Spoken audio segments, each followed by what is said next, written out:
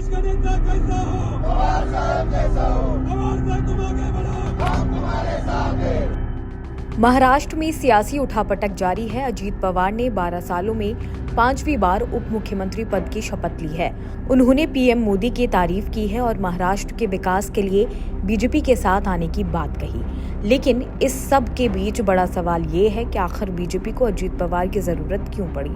इसका जवाब काफी ज्यादा सीधा है। बीजेपी 2024 में कोई नुकसान नहीं उठाना चाहती है। 2024 में पहली बार बीजेपी ठाकरे परिवार से अलग होकर लड़ेगी। यूपी के बाद महाराष्ट्र ऐसा राज्य है जहां पर लोकसभा की सबसे ज्यादा 48 सीटें हैं। वहीं बीजेपी महाराष्ट्र में अपना विस्तार करना चाहती है और ठाकरे परिवार से अलग होने पर नुकसान से बचना चाहती है। अजीत पवार के साथ आने के पीछे के कई और भी कारण हों, लेकिन बीजेपी मिशन 2024 को ध्यान में रखकर आगे बढ़ रही है।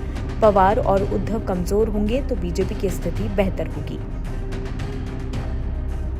अजीत पवार पहली बार नवंबर 2010 में महाराष्ट्र के उप मुख्यमंत्री बने थे।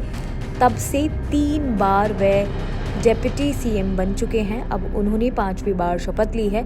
ऐसे में बीजेपी उनका उपयोग लोकसभा चुनाव में पूरी तरह से कर सकती है। बीजेपी के पास अब ज्यादा सीटों पर चुनाव लड़ने का विकल्प भी खुल गया है। ऐसे में बीजेपी की कोशिश होगी कि मिशन 400 पार में ज्यादा से ज्यादा सीटें महाराष्ट्र में जीती जाएं। महाराष्ट्र में केवल शरद पवार की पार्टी एनसीपी ही नहीं टूटी है, बल्कि विपक्षी एकजुटता बनने से पहले ही बिखर गई है। कांग्रेस और नीतीश कुमार नए दलों को साथ लाने की कोशिश में थे, पर यहां तो अपने ही कुनबे में सेंध लग गई है। एनसीपी के कई विधायकों ने भाजपा और एकनाथ शिंदे वाली शिवसेना से हाथ मिला लिया है। कर्नाटक फतह के बाद कांग्रेस जिस तरह से उत्साह में आगे बढ़ रही थी, महाराष्ट्र में अजीत पवार के खेल ने 2024 से पहले एंटी बीजेपी फ्रंट की सारी इंजीनियरिंग पर ब्रेक लगा दिया है।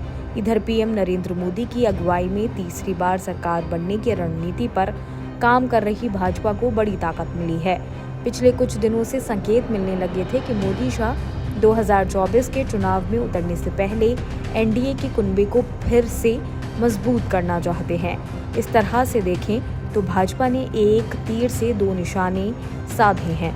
उसने अपनी ताकत तो बढ़ाई है अजीत पवार के जरिए, लेकिन विपक्ष का किला बनने से पहले ही तोड़ दिया है। फिलहाल इस खबर में सिर्फ इतना ही। बाकी और खबरें देखने के लिए जुड़े रहिए जनसत्ता के साथ।